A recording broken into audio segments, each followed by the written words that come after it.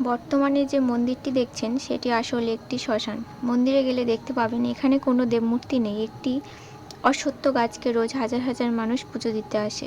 বড় কাছারি কথাটির অর্থ হলো বড় কোট। অনেকে আবার এই স্থানকে ভূতের কাছারিও বলে থাকেন। স্বয়ং দেবাদিদেব মহাদেব ভূতনাথ বেশে স্নানে নামেন, স্নান সেরে যোগাসনে বসেন। এই দৃশ্য নাকি অনেক গ্রামবাসী স্বচক্ষে দেখেছেন। ধ্যান শেষে বাবা ভূতনাথ শ্মশানে ভূত, প্রেত, ভৈরব, কিন্নর সকলকে নিয়ে কাছারি অর্থাৎ আদালত বসাতেন। বিচার করতেন যত পাপী দাপী, দোষী নির্দোষ, অন্যায় অবিচারের।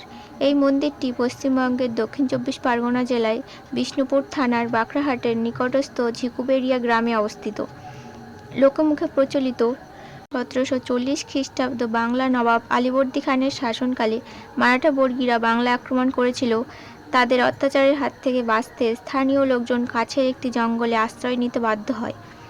এই জঙ্গলটি ছিল আসলে একটি শ্মশান। গ্রামবাসীরা জঙ্গলে জীবজন্তুর সাথে লড়াই করে কোনো রকমে দিন কাটাচ্ছিল। এমনভাবে কিছুকাল চলার পর এক সাধু জঙ্গলের ভিতর দিয়ে অতিক্রম করার সময় এই শ্মশানে কিছুকাল আশ্রয় নেয়।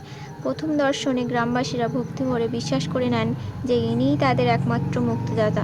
গ্রামবাসী সুখ দুঃখের সুবিধা অসুবিধার কথা সাধু বাবাকে জানাতেন এবং তিনি তাদের নানান উপদেশ দিতেন। হঠাৎ চৈত্র মাসের নীলগাজনের দিন সাধু বাবা মারা যান। সাধু বাবার মৃত্যুর পর এখানেই তাকে সমাধি দেওয়া হয়। এর কিছু দিনের মধ্যেই সাধু বাবার সমাধি ভেদ করে বেরিয়ে এলো একটি অশ্বত্থ বৃক্ষ। গ্রামবাসীরা স্বপ্নে দেখল সাধু বাবা স্বয়ং এসে বলছেন, এই অশ্বত্থ গাছটি হলো আমার পতিত মুক্তি। আমি এখানে আছি এবং থাকবো। আমি শিব শম্ভু, প্রতিদিন গভীর রাতে এখানে কাছারি বসাই। তোর এক মনে আমায় ডাক, তোদের সকল কার্য সিদ্ধ হবে। ১৯৭৮ সালের বন্যায় পুরাতন অশ্বত্থ গাছটি পড়ে যায়। পরে ভক্তরা আরও একটি নতুন অশ্বত্থ গাছ একই স্থানে বসিয়ে দেন। তারই পাশে প্রতিষ্ঠা করা হয় একটি শিবলিঙ্গ। নিঃসন্তানদের সন্তান লাভের ইচ্ছা পূরণ করার জন্য এই মন্দির বিখ্যাত।